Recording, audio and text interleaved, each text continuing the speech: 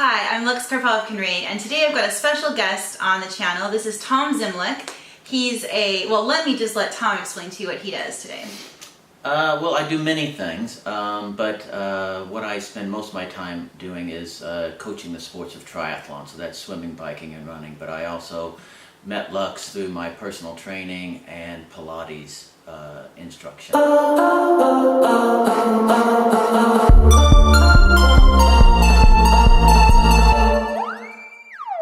Didn't you just bike across the country? On an about this time last year, I was starting. Bicycle? I cycled across the U.S. Yes. Like on a bicycle? On a no bicycle. one was pulling you. You were just riding the whole way with your legs. Pedaled like 80, like 50,000 strokes a day, pedal strokes a day. It was 3,100 miles and 49 days cycling, and I rested for 7 of those, 7 days additionally, so 56 days. I think even God took more rest than you did after that. He, Or she. It's the important thing was to have rest days, and we did have rest days.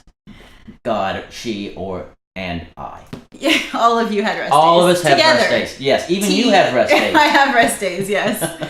I used to have more rest days than not. I'm trying to switch that. Right. So what was like the most unusual, interesting, bizarre, laugh out loud moment of your trip? I don't know about laugh out loud, but I have said to many people, if you ever want to go to a different country without leaving this country, go to Louisiana.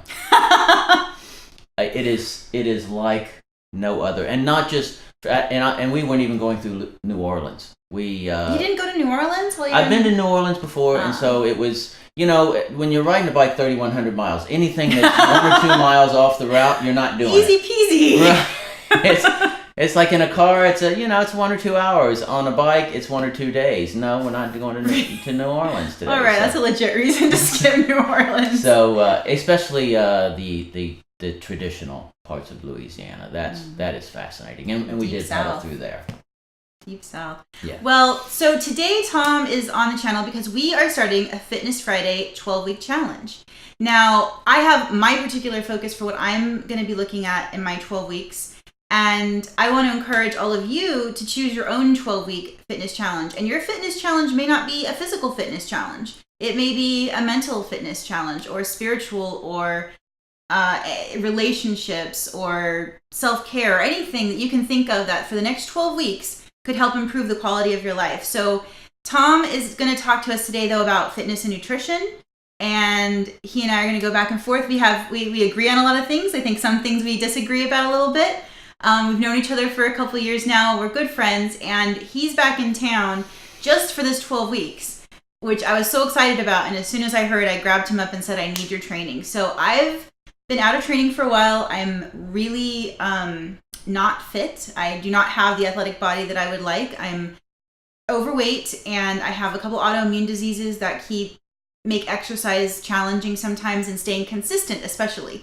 And as Tom knows, I'm very type A. So I tend to go all or nothing, which is the exact opposite approach he has for exercise, which is why he's the perfect trainer for me, because other trainers go all for that all or nothing mode. They take me to the all, and they push me, and then I die. And then I stop working out for a really long time, and I lose all the progress, and I gain all the weight, and I get all the inflammation and all the health problems that go along with that. So Tom has been great for me for many years, because even though I haven't reached my fitness goals, or even the first phase of my fitness goals, I have had some transformational moments over the last few years. Mm-hmm. Last year, we did this sort of training where I wanted to be a parent chaperone for a 3-day whitewater rafting trip for my daughter's school.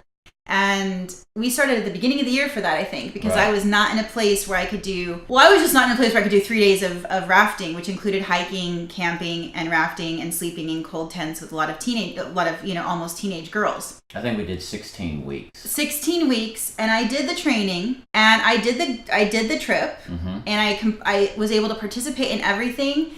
Now, the last overnight trip that I did for my kids' school at that point was one night, some hiking, but it was mostly being in this camp and pretending you were from a different era, and long story. But I was crying the next morning because I was in so much pain. Mm-hmm. One night and some small, gentle hikes And I was literally wearing sunglasses so that the kids didn't see me cry because I could barely walk. And then I had to drive everybody home. And it was really, really awful. So I knew with the whitewater rafting trip last year, I had to have a different approach to my health and fitness to get through that. And I didn't, the 16 weeks didn't turn me into a triathlete, but it did turn me into a mom who could go to a 3-day whitewater rafting trip with her daughter and have a really fun time. Right. And my recovery didn't kill me. I mean, I was tired. Right. But I was back to my normal life pretty quickly. So now where I'm at in my fitness is that 7 months ago, I was doing pretty well. I was staying active. I was working on my food and diet plan. And my brother committed suicide. My husband ended up getting very sick. And for the last 6 or 7 months, my focus shifted and my priorities shifted. My diet went to hell. My workouts disappeared completely. And so I'm kind of back in that phase. But at the beginning of this year, independent of Tom, I started a challenge with our middle daughter, not our middle daughter, my husband and our middle daughter. Tom and I don't have any children together. We're good friends, but not that close. At the beginning of this year, I started a fitness challenge with my middle kid, Ashra. And Ashra and I committed to doing 10,000 steps a day. At first, it was every single day. Then we realized we needed a rest day, so we added that in. Tom talked us into having sick days that were modified because, again, all or nothing. He comes in and says, Lux doesn't need to be all or nothing. There's some compromises in here that can make this more long lasting. So Ash and I are still going strong in our fitness challenge. That's great. And that 10,000 steps a day, some people can get those in easy peasy. When I posted this on Facebook, one person was like, I get that in just for my job. And that's awesome. If you're walking 10 to 12,000 steps a day for work, that's great. That's great. I don't. Right. I'm a writer. This is how much walking I get at work. Right. This is me walking at work. So that didn't get me a lot. Right. Yeah. And I seldomly do this. Right. We are opposites in a lot of ways, but it works. Right. You balance me. So that's been going strong. So I am in a level of fitness now where I can go on a longer hike. I can go on longer walks. Like I did recover from some of my Christmas and holiday and stress of fall situation. And my diet. I know that I'm not doing the diet that you think is the best necessarily. Well, it's close. I'm doing keto right now, but I'm doing a very healthy keto. Right. So I'm doing a lot of vegetables. I'm not focusing heavy on meats. So meats is a little part of my diet, but it's not every meal. I don't eat bacon all the time. Right. I do use protein shakes to get, a lot of times the morning protein shakes are really important. So that's where we're at as we start this 12-week challenge with Tom. And Tom is going to start me at a place where I feel is going to be boring and too easy. Right. And I'm going to complain about it. Right. And he's going to tell me to just do it. Right. And thus starts our new journey. Right. The way that they all start. Yeah. I mean, my philosophy is this, is if, you can go to many personal trainers and they will do this all, full on. And you're incredibly sore the next day and you can barely walk. And that's how it's supposed to be. And a lot of people believe that's how it's supposed to be. And I am kind of completely the opposite, where I say, let's do some exercises. Let's figure out the baseline, where you're at, what you can do, what you struggle to do, and let's build from there so that you feel the following day that you have exercised, but you're not in agonizing pain. And then your body says, oh, we can do this again. It's okay. But when you go, over the edge and then, it's not a long-term exercise. It's not building a long-term exercise program. Right. I mean, that just sounds entirely too sensible. Well, but my approach is based on science, not marketing. And marketing that's the problem right there. That is a problem right there. I'm sorry, cut. We can't do this. Marketing crushes science. And so I can talk to you about all different kinds of articles about this, about that, lactic threshold this, da-da-da-da-da. But the marketing will come back and say, we've got this other fancy little doodad and it'll solve all your problems and you just keep doing what you're doing. Tom's not a big fancy little doodad fan. I'm not the biggest. He only let me bring in one piece of workout equipment today for us to do our workout, and it's the big ball. He's really fond of the big ball. Right. Well, we got to start somewhere. At least we have one. I mean, that's better than none. So, Well, right now the workout just feels like kind of holding my breasts up is just its own workout. Well, This is part of what I want to work on in this 12 weeks is my back pain and my core strength, because I am in so much pain and a lot of my pain comes from my core. I mean, losing weight will help, but losing weight is a process and it takes time and it's going to be a journey. In the meantime, I need to be strong enough to hold my boobs up. Right. That's kind of like goal one, not let my boobs destroy my back. And any women out there with large breasts, or men, or gender non-binary folks, you can certainly appreciate how challenging having large breasts is when you're trying to, stand up straight. Right. It's very challenging. It is. In fact, We should put some boobs on you for a while, and you could experience the boob life. That would be a fun YouTube. I trust that my experience from a distance is good enough. Spoken like a man. So I listened to a woman. I'm not exactly sure what her title was, but she said, the women that I have interviewed, 100%. She says, no, I'll take that back. 120% of the women that I interviewed. So she drug up some 20% to other women. When they had a breast reduction, their back pain reduced. That is on the agenda. I don't think I'm going to do it all just from weight loss and working out. I think because I've nursed 3 kids, and I was big before I nursed 3 kids as far as breasts go. But the good thing is, your viewers will see that, well, they might not be able to see, but her back has not touched the upright portion of the back of the chair yet. And that is very healthy. That is what, there's an expression now that says the sitting is the new smoking.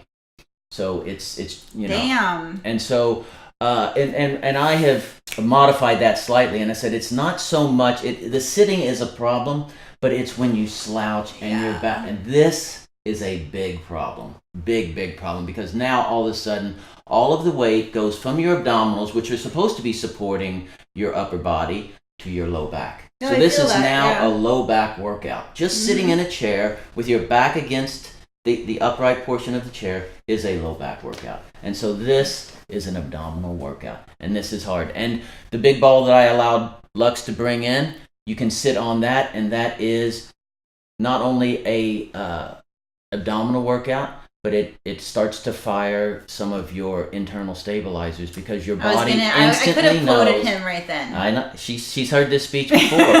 Your body instantly knows when you are on an unstable surface, and there's muscles beneath the big superficial muscles that stabilize the body. And I don't know what these look like, but I always imagine, because Dimitri and I actually talk about stabilizer muscles sometimes. Not like bedroom talk, but when we're talking about working out or whatever, and I always imagine like these little tiny people under your muscles going boop, boop, boop, boop, boop. Well, I just I don't know, but that's kind of like when I think of stabilizer, but I just think of these tiny little ones that are like super hard to find and get to, but they're doing all these little things. They're doing all these little things, but they don't have a big range of motion. Like, these muscles can no, I just imagine them tiny. They move very, very little. Yeah. And when you strain one of those, and it's like it's way deep in there, and you're like, oh my goodness, what did I do? And it takes forever to, but that's what we strengthen. But that's what we strengthen by being on unstable surfaces. And I've done lots of exercises with Lux and her husband Dimitri, and unstable surfaces, and there was some complaining, but they did it, and but their muscles, their internal stabilizers never complained. I never heard those complain once. You weren't listening carefully enough. He's a little tone deaf when it comes to that, I think. You were back the next day, and you were doing all. I was back the next day. You were back. I'm a bit of a whiny workout girl, but I get it done. Well, the autoimmune adds a factor that you just that is this. It's an intangible. You just don't know when it is going to rear its ugly head, and what it's going to compromise when it does, and to the extent that it compromises, and so what happens is if one is struggling from an autoimmune chronic fatigue type of illness, or chronic pain, you if you have a flare up, what I do is say, okay, today's exercise is out the window. And maybe it just becomes a stretching day, or maybe it becomes a very, very light workout day. You still may be able to do some exercise, but pushing during a flare-up it's stress on the body. And as Lux knows, my number one thing is reduce the stress on the body induced by exercise. Because if you reduce the stress, you will get stronger, and your body will let go of all, or not all, but things that it is holding on to. And the one thing that it likes to hold on to the most is fat. And so my body is especially fond of fat. Right. So what we're trying to do is say exercise is just another activity in the day. It's not this special thing that's going to cause duress. It's just exercise. And the body can say, oh, I actually like this exercise. And oh, if I do it gently enough and long enough and without excess, the body will say, oh, I'll Notice burn how he some looked of at this. me for that. I'll burn some of this fat to use for energy. But if the stress is too high, it's like, nope, I'm not going to burn this fat. In fact, what I'm going to do is I'm going to store more fat, because this is stressful. I don't disagree with you, especially, I think we align on fitness a lot. I think our dietary ideas are slightly different, but I'm mostly coming from a perspective of I've tried everything for my body and diet and what is working for me to keep my inflammation down, my energy up, and weight loss, ticking in the right direction. But I do agree about the exercise, even though it is so hard for me to break the mentality that I need to push hard. And it is really hard when I'm having a flare-up to not do the all or nothing, to not either push through and just, I'm going to get it done, man, I'm going to get it done, or F it all, I'm going to bed. And that's kind of, I guess, true for every aspect of my life. It's like, I want to do it all, or I'm just going to walk away from the whole mess. Right. And it's not really a great trait that serves me in any way, in any aspect of my life. So if I can work with it in my health and fitness and find that balance of consistency without killing myself or giving up is the key. One of the things that my best friend says often to me is, don't let great be the enemy of good. And I really like that. I strive for greatness always in everything I do. And sometimes I think, in fact, one of my life purposes is inspire greatness in myself and others. But I've added a couple levels to that, which is also to nurture goodness in myself and others, and to be the light. And so to balance that striving for greatness, to not forget about goodness and all the other qualities. And I think that's a lot of what you teach me in this process. And I know I'm very stubborn. It's been years and I'm still trying to master this particular element of working out without destroying my health. Right, but the thing we're trying to do is the brain has a certain way that it perceives things should be done. And punching through these barriers is a very common response for the brain. Not only Lux's, I have many clients who are similar, then I have friends who do the same thing, and it's a challenge. It's why there is so much job security in what I do, because there are We're all slow learners. there are hundreds and hundreds of Luxes out there. That makes me feel really. There's plenty of less special. Well, not Lux, but people who want to push through every barrier and say, I can. I'm not the only type A. Right. And so I'm like, why break down this barrier when, if you listen to your body, the body will say, well, we could just walk around this barrier and there's a side entrance. We don't have to break it down. We can just, And so listening to the body is the key to me. I have been working hard on that, on listening to my body and feeling what it is comfortable doing, and just like feeling my body. Right. Just, because when you're in chronic pain, you don't really want to feel your body. You use things to avoid feeling your body. Right. And so I'm trying to, one, get a hold on the chronic pain and manage that, but also to just be in tune with my body, even in the pain, to feel like where that is coming from and what I can do to help it. That's what we want. We want you to not disassociate when the pain comes in, but associate and try to figure out where it's coming from, what's happening. That's hard. Especially, it's particularly hard because I use ibuprofen for pain management. I try not to use it too much. Right. And I have a new doctor. You spoke to my doctor. Well, we tried. Oh, you never did? We tried very, very, very hard. We probably changed at least 10 voicemail Oh my messages. God, I was going to do a whole thing on camera about what my doctor told you, but now it's ruined. We're going to... Well, you can tell me what he was going to tell me, and I can tell you what I was going to tell him. I don't know what he was going to tell you. Well, I know what I was going to tell him. You know, we're trying to reduce the stress on the body. Yes, you know, and exercise and... He has me right now on B12 shots with magnesium, which the magnesium does seem to be helping with the pain. We're trying some other supplements and taking some other tests because he thinks there might be something going on with my small intestines. But what I usually use for pain is cannabis. And it's legal in California, so this is a completely legal activity that I'm engaging in for pain management. However, it doesn't really leave you in touch with your body. Right. Though I come up with some what I think are really great ideas in that state. So I do want to get to the point where my inflammation is decreased enough that I'm not using... Now, CBD oil is also useful, and I do use CBD oil. We have a cream for pain management with CBD oil and a... Sublingual? I don't know. Under the tongue? No. Well, oils for that, but there's a topical as well. You have a topical and a sublingual, right? Yes, we have both of those. Right. I know words, big words, all the words.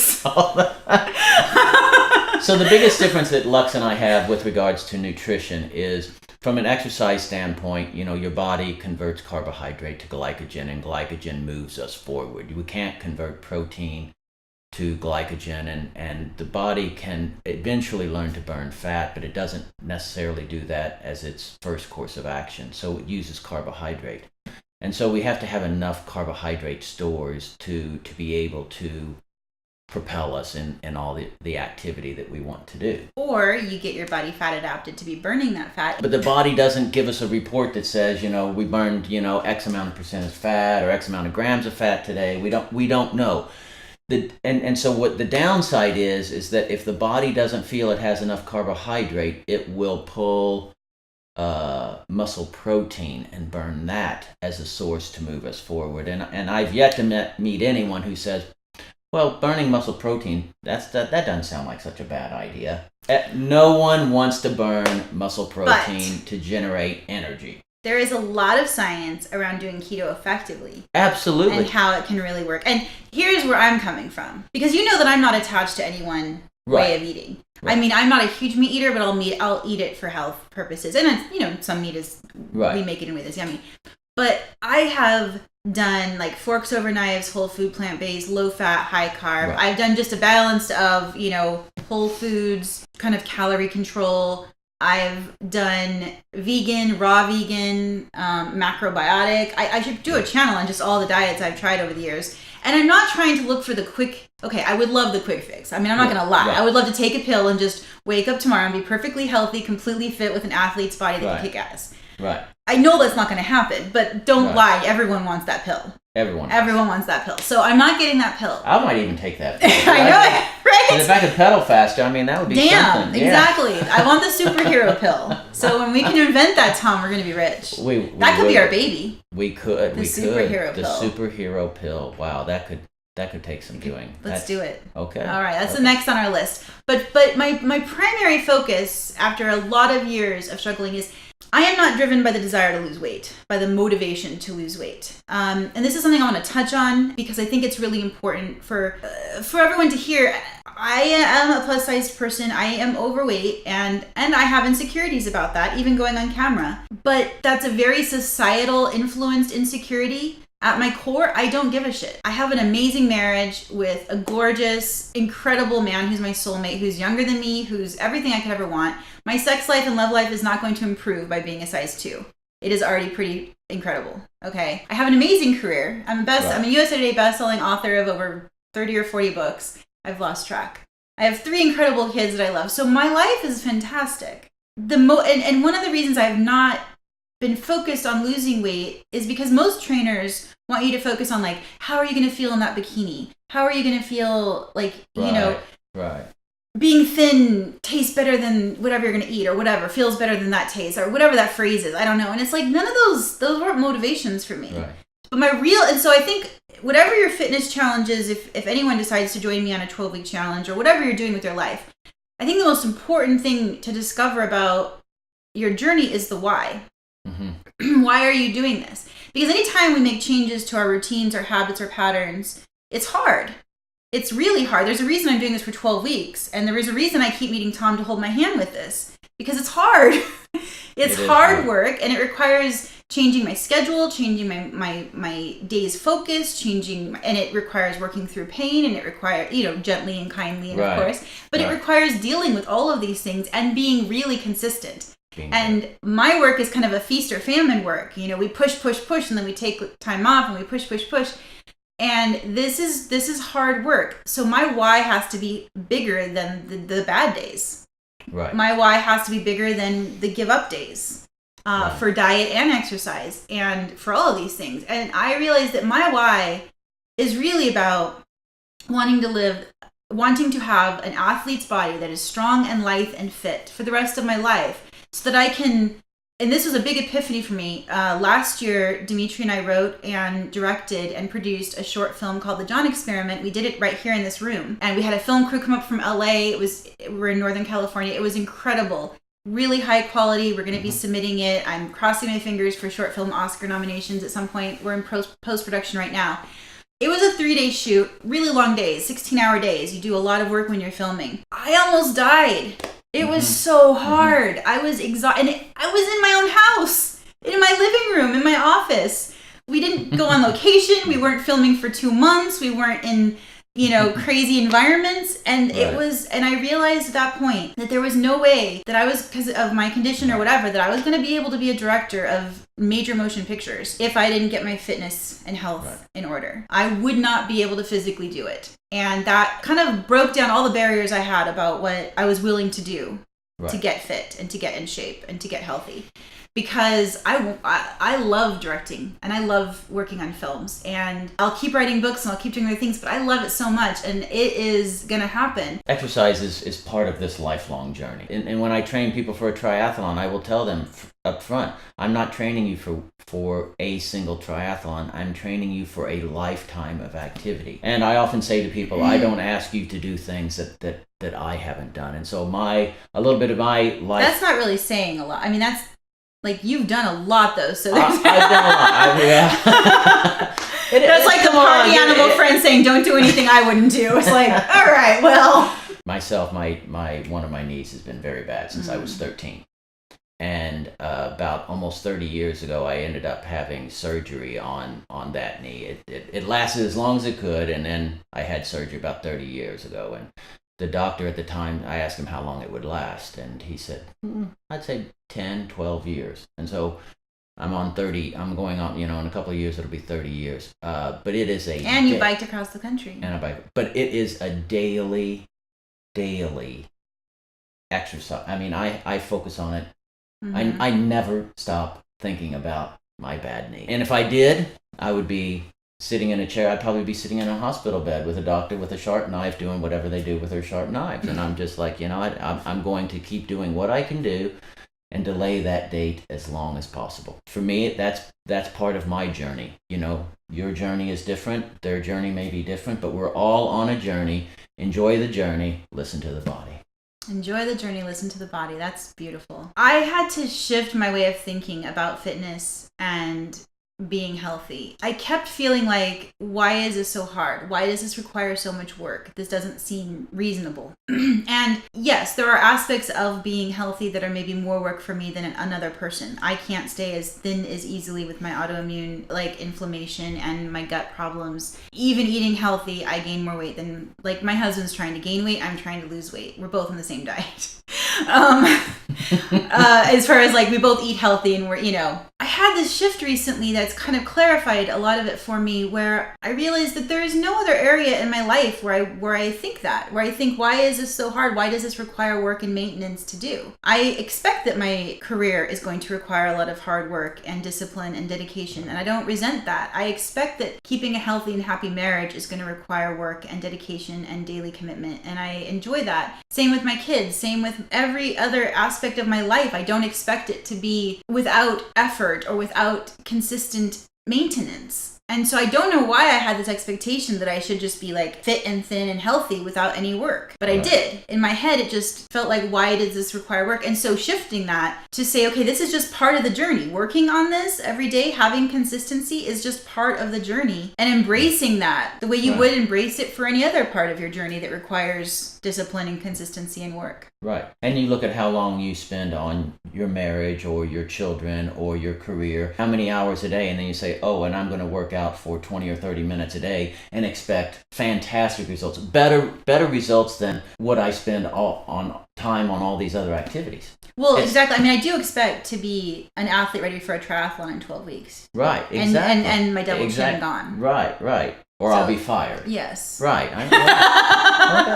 You know? Sometimes I fire myself before I even get fired. So, it's... All right, so expect miracles in 12 weeks. Well, thank you, Tom, for joining us today. This has been a lot of fun, and we're going to see Tom a lot over the next 12 weeks, maybe not every week, but I will be touching base every Friday, letting you know how this is going, talking about different aspects of my diet and lifestyle and what I'm doing. We'll be bringing Tom back on frequently to touch base and share about my progress and tips and tricks for working out and staying fit in a way that's not marketable at all.